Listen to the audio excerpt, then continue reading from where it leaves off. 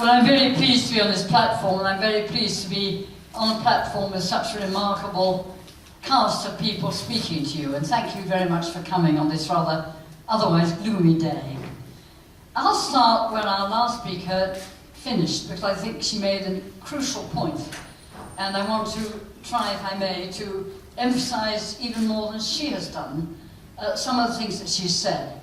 And I hope you'll notice one thing about this meeting, and that is that those who are speaking at it are not trying to rip off other people or make malicious challenges to them, but rather to try to get across the most key issues of this campaign.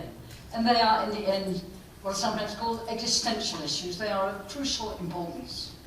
Let me start then by saying that one of the things I'm going to do next month, and some of you will do too, is to attend the anniversary of the Battle of the Somme, where 52,000 people died on the first day of that battle.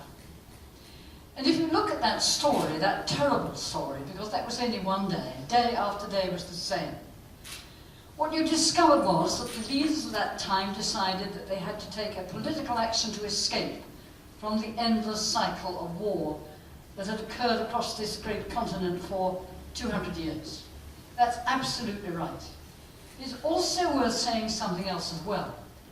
Many people will look at someone like me and they'll say, well, that's what old people think about. They're always going back to the past. It can't happen anymore. It's all over and done with. We haven't had any wars for 70 years, as Caroline said. But don't forget, because memories are very short, that only 10 years ago, on the edges of the continent of Europe, we had concentration camps, we had torture, we had starvation. It was in a country which is called Kosovo.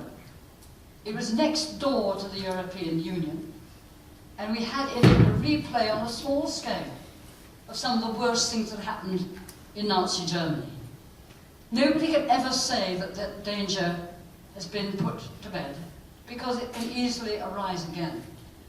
In Kosovo, what finally happened was a combination of European concern with NATO action ended the possibility of a breakdown of law and order, of decency, of humanity in the little country of Kosovo, surrounded as it was by Albania and others, and likely to be sunk into the kind of warfare that we thought was over. Caroline is right.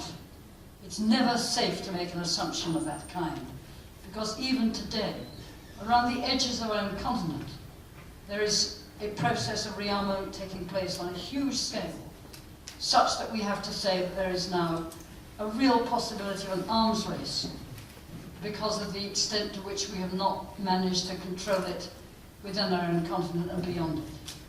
We need the European Union to be the force that will take that on and prevent it from happening. Let me take a second example, perhaps best said in a largely Labour city like Sheffield, because it's something that I find extraordinarily puzzling. Caroline mentioned that today, and you may have read it in the newspapers, the French police broke into the office of Google in Paris. They broke in because they were convinced that there had been things going on that meant that Google was not paying its proper share of taxation. Or for that matter, Amazon. Or for that matter, half a dozen other multinational companies, which we in our own country have not tackled at all. Do you remember the Chancellor settled for £180 million for Amazon, when the estimate was that it probably owed many, many times that figure? I'll give you the figure. It made £225 million profit in this country, and it paid £5 million in taxation. The British government didn't dare take it on. You may remember that Mr. Osborne announced his achievement in getting £130 million out of that company. You'll also know that the same battles are going on with other multinational companies.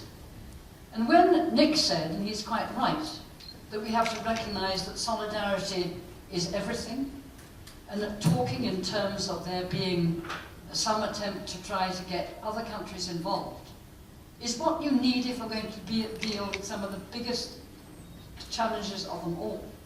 And one of the great challenges which a Labour city like Sheffield should have deep in its guts is the possibility that people will be put across, have things put across them, because they're not taking on misuse of power in that way. Let me give you a striking example.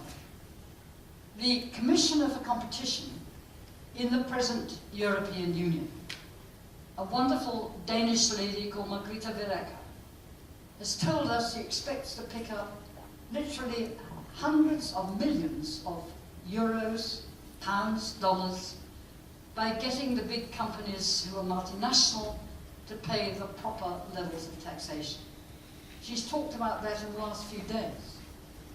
In our country, we don't even seem to bother very much about it. And when we're told by the Leave campaign that what we ought to do is to get rid of the European Union and put the money that we pay them as a subscription to it into saving the National Health Service, I wonder whether it ever occurs to them that the amount of money that we lose on unpaid taxes would pay for that 10 times over. And yet we don't bother very much about it. Let me take a third example, and that's addressed particularly to women. If we recognise that women have been very little part of this whole discussion, because too much of it has been about, frankly, and I hope Laura will forgive me for saying that, about a discussion about the succession to the leadership of the Conservative Party, which has taken over... to apologise to me. taken over huge amounts of this campaign, is what I was trying to say. An awful lot of it is about battles between a couple of elderly gentlemen or middle-aged gentlemen as to who should be the next leader over the body of the present Prime Minister. It's so sad that we aren't talking about the really serious things. Caroline has talked about climate change. She knows better than I do that the discussions at Paris, which were literally saved by the European Union, and not least by the French government, produced at long last at least a reasonable start to dealing with greenhouse gases and all the rest of it.